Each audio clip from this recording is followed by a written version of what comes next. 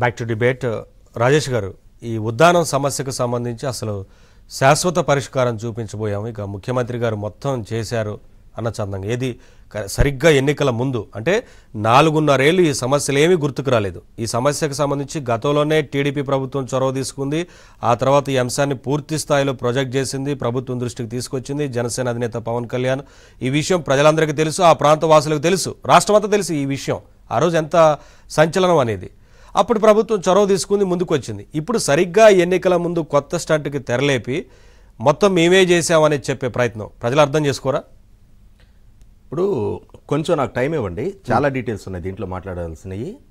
నిన్న సజ్జల రామకృష్ణారెడ్డి గారు ఏం ప్రస్తావిస్తున్నారంటే రాష్ట్ర వ్యాప్తంగా 1,60,00,000 కుటుంబాలు ఉంటే అందులో 1,47,00,000 కుటుంబాలకి ప్రభుత్వం నుంచి ఏదో ఒక లబ్ధి చేకూరుతా ఉంది అని చెప్తున్నారు. ఈ ప్రభుత్వం చేసిన అభివృద్ధి అనేది గ్రామాల్లో ఏ గ్రామానికి వెళ్ళినా 4-5 బిల్డింగులు కట్టి కొత్తగా నిర్మాణాలు జరిగి ఇవాళ అభివృద్ధి అనేది చాలా స్పష్టంగా కనిపిస్తుంది అని చెప్తున్నారు. అదే సందర్భంలో ఇప్పుడు మీరు ప్రస్తావించిన ఉద్దానం అంశం కూడా చరిత్రలో స్వతంత్రం వచ్చిన తర్వాత ఈ రోజు వరకు ఏ ప్రభుత్వం చేయని చొరవ జగన్మోహన్ రెడ్డి గారు చూపించారు, శాశ్వత పరిష్కారం తీసుకు అడుగులేశారని చెప్తున్నారు. ఇక్కడ మొదటి నుంచి ఈ ప్రభుత్వానికి ఉన్న అలవాటు ఏంటి అంటే వేరే వాళ్ళ కష్టానికి వీళ్ళ పేరు పెట్టుకొని ముద్దాడే సాంప్రదాయం వీళ్ళు మొదటి నుంచి కొనసాగిస్తున్నారు. అంటే వీళ్ళు అండు క్రెడిట్, వీళ్ళు చెయ్యని దానికి వీళ్ళు క్రెడిట్ తీసుకునే ప్రయత్నం చేస్తున్నారు. ఇదిగోండి, నవంబర్ 5, 2018 సంవత్సరం కిడ్నీ రీసెర్చ్ సెంటర్కి చంద్రబాబు నాయుడు గారు ముఖ్యమంత్రి హోదాలో వారు శంకుస్థాపన చేసిన శిలాఫలకం ఇది పలాసలో.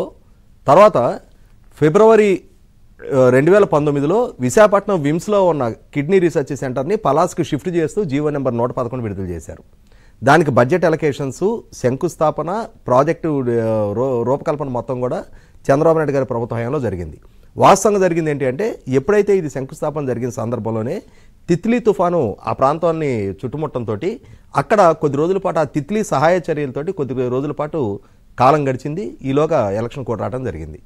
అయితే ఇప్పుడు అక్కడ డ్రింకింగ్ వాటర్ ఏదైతే శాశ్వత పరిష్కారం తీసుకొని మేము అడుగులేస్తున్నామని చెప్తున్నారో ఆ డ్రింకింగ్ వాటర్ స్కీమ్ కాన్సెప్టలైజ్ చేసింది ఎర్రమనాయుడు గారు కేంద్ర గ్రామీణాభివృద్ధి శాఖ మంత్రిగా యునైటెడ్ ఫ్రంట్ ప్రభుత్వంలో కొనసాగుతున్న రోజుల్లో దాన్ని కాన్సెప్టలైజ్ చేశారు. తాగునీటి వల్ల ఈ కిడ్నీ సమస్యకి కారణమవుతుంది అనే అంశాన్ని గుర్తించి మొట్టమొదటిగా ఆ దిశగా అడుగులేసింది ఎర్రమనాయుడు గారు. ఇవాళ జగన్మోహన్ రెడ్డి గారి ప్రభుత్వం ఈ రోజే కనుతెరిచి వీళ్లే దాన్ని గుర్తించి దానికోసం శాశ్వత పరిష్కారం తీసుగా అడుగులేసినట్టుగా నిన్న సజ్జల రామకృష్ణారెడ్డి గారు క్రెడిట్ తీసుకున్న ప్రయత్నం చేస్తున్నారు. 100% ఇది గత ప్రభుత్వ హయాంలో చూపించిన చొరవ. ఆ రోజు జనసేన పార్టీ అధ్యక్షుడిగా పవన్ కళ్యాణ్ గారు ఆయన పార్టీ తరఫున ఒక్క ప్రజాప్రతినిధి కూడా లేకున్నా కూడా సమాజం పట్ల బాధ్యతతోటి ఆ ప్రాంత ప్రజలు ఎదుర్కొంటున్న కష్టాల పట్ల స్పందించి ఆయన స్వయంగా ఆ రంగ నిపుణులని విదేశాల నుంచి పిలిపించి వాళ్ళతోటి ఒక చర్చాగోష్ఠి ఏర్పాటు చేసి మేఘోమదనం చేసిన తీరు చూసాం మనం. అంటే దానికి ప్రభుత్వం కూడా స్పందించి ఇమ్మీడియట్గా యుద్ధ ప్రాతిపదిక మీద చర్యలు తీసుకున్న తీరు కూడా చూసాం. అక్కడ డయాలసిస్ పేషెంట్ల కోసం అని చెప్పని అప్పటికప్పుడు డయాలసిస్ సెంటర్లు ఏర్పాటు చేసి దానికి కామినేని శ్రీనివాస్ గారు హెల్త్ మినిస్టర్గా ఉన్న రోజున అక్కడ ప్రభుత్వ హాస్పిటల్స్లో డయాలసిస్ సెంటర్లు ఏర్పాటు చేశారు. ఈ జగన్మోహన్ రెడ్డి గారు ఇప్పుడు చేసింది ఏంటి అంటే ఆ డయాలసిస్ ప్రభుత్వ హాస్పిటల్లో ఉన్న డయాలసిస్ ఎక్విప్మెంట్ని ఇప్పుడు కొత్తగా రీసెర్చ్ సెంటర్కి తరలించారు. అంటే ప్రభుత్వ హాస్పిటల్లో ఆల్రెడీ రన్నింగ్లో ఉన్న డయాలసిస్ సెంటర్ ఎక్విప్మెంట్ని ఇప్పుడు అక్కడికి తరలించారు. అక్కడ కొత్తగా ఎస్టాబ్లిష్ చేయొచ్చు కదా. అదే సందర్భంలో ఇప్పుడు అక్కడ వాటర్ స్కీమ్ అదనంగా వచ్చినట్లు అవుతుంది కదా, ఆ ప్రయత్నం చేయాల. వీటిని ఖాళీ చేయించి ఈ ఎక్విప్మెంట్ అక్కడికి తరలించారు.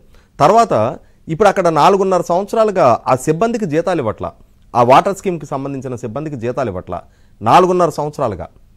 అంటే ఇదేనా ఆ ప్రాంత ప్రజల పట్ల ఉన్న కన్సర్ను? సజ్జల రామకృష్ణారెడ్డి గారు చెప్పాలి. ఆయన చెప్తున్నారు గ్రామాల్లో ఇవాళ 4 బిల్డింగులు కనిపిస్తున్నాయి అని చెప్పని. నేను గ్రామీణ ప్రాంతం నుంచి వచ్చా, మాణిక్యాలరావు గారు, రాయల్ గారు అందరూ గ్రామీణ ప్రాంతానికి సంబంధించిన వాళ్ళమే.